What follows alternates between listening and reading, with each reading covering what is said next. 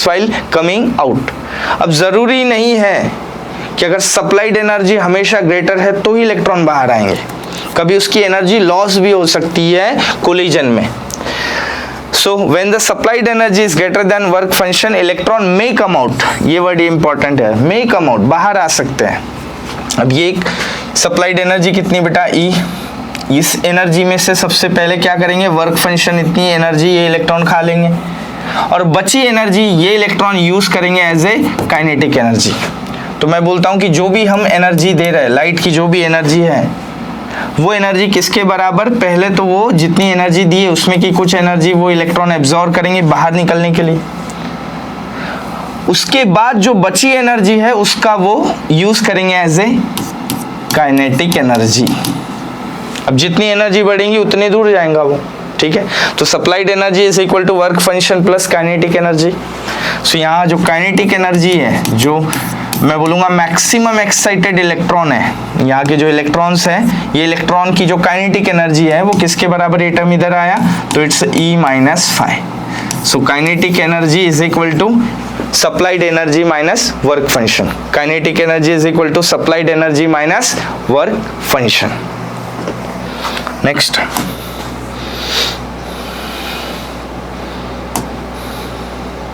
Next is threshold frequency. Next is threshold frequency.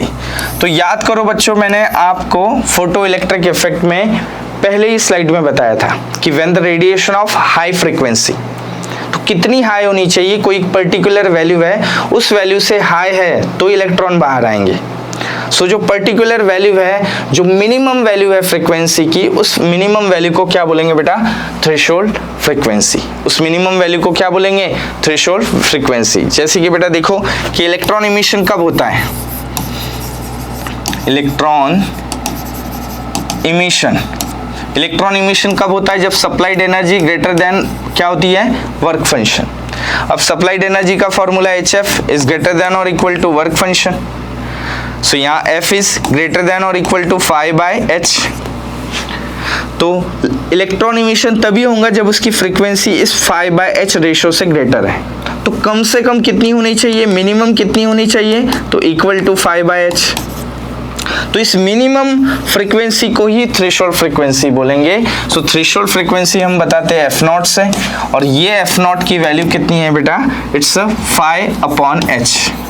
अब देखो बेटा, थ्रेशोल्ड फ्रीक्वेंसी भी हर मेटल की कांस्टेंट वैल्यू होंगी, क्योंकि हर मेटल का अपना कांस्टेंट वर्क फंक्शन है और H कांस्टेंट है, तो ये दोनों टर्म कांस्टेंट है, तो थ्रेशोल्ड फ्रीक्वेंसी भी हर मेटल की क्या होंगी, कांस्टेंट। इससे हम वर्क फंक्शन का फॉर्मूला बना सकते हैं, it's HF0 equal to HF0, work function is equal to HF0। तो देखो बेटा, हमारा काइनेटिक एनर्जी का फॉर्मूला क्या हुआ, maximum kinetic energy is equal to supplied energy minus work function. यही देखे हमने, kinetic energy is equal to E minus 5।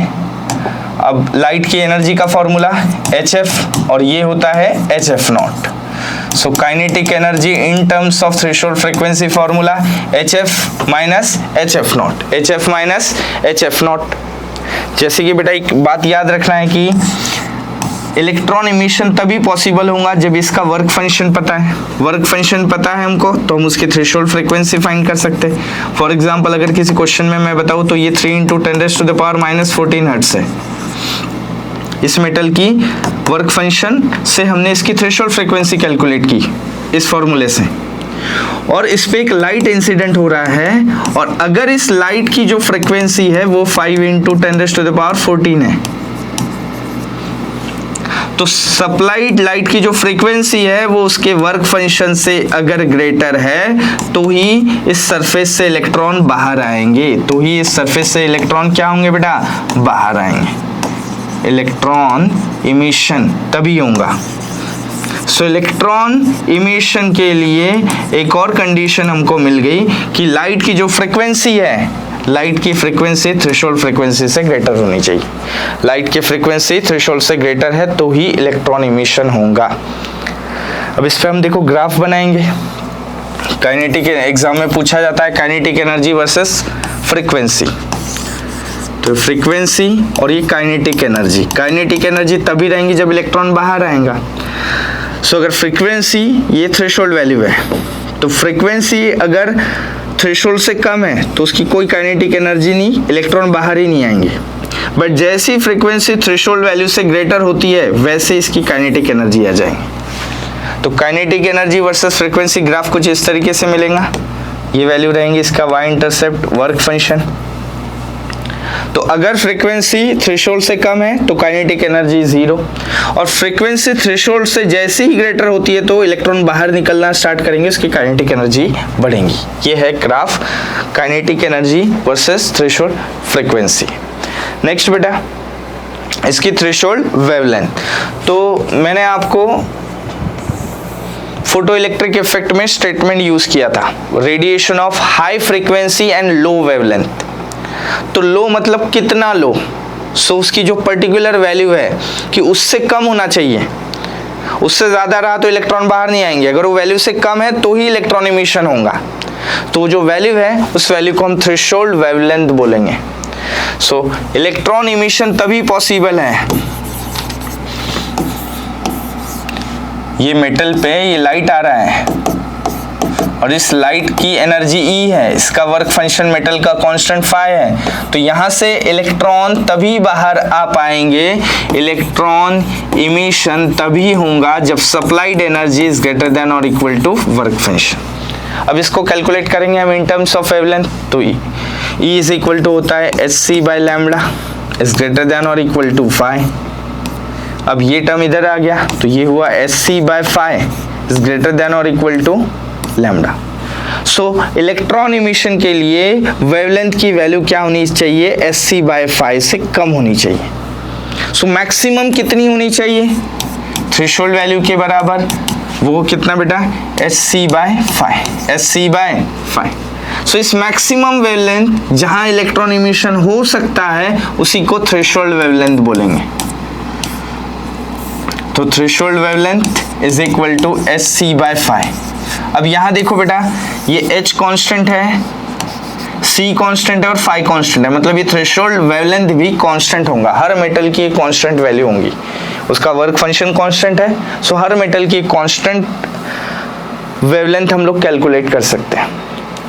यहाँ से हम फाई भी बनाएंगे, फाई का formula it's hc by lambda naught, hc by lambda not. इसको हम ये भी कर सकते हैं कि 1240, यहाँ वेवलेंथ जो है वो नैनोमीटर में और इसका unit electron volt.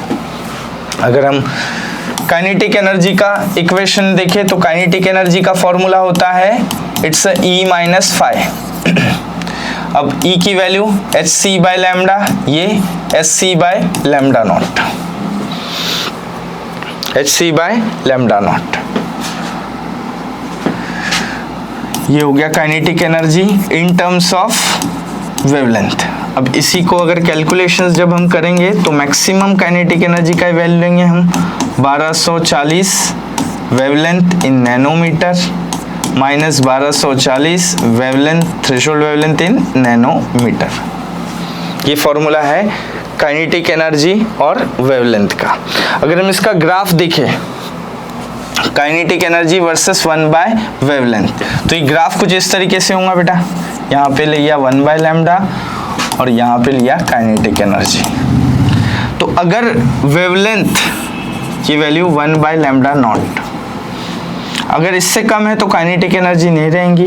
1 bye lambda not से अगर ग्रेटर वैल्यू हुई तो ही काइनेटिक एनर्जी मिलेंगी। ये ग्राफ क्या मिलेगा बेटा, एक स्ट्रेट लाइन मिलेगा। ये ग्राफ है, इसको इसका जो y इंटरसेप्ट है वो रहेगा यहाँ का वर्क फंक्शन। ये है graph kinetic energy versus 1 by wavelength. Okay बच्चों, तो नेक्स्ट लेक्चर में इसके आगे देखेंगे। Okay, thank you.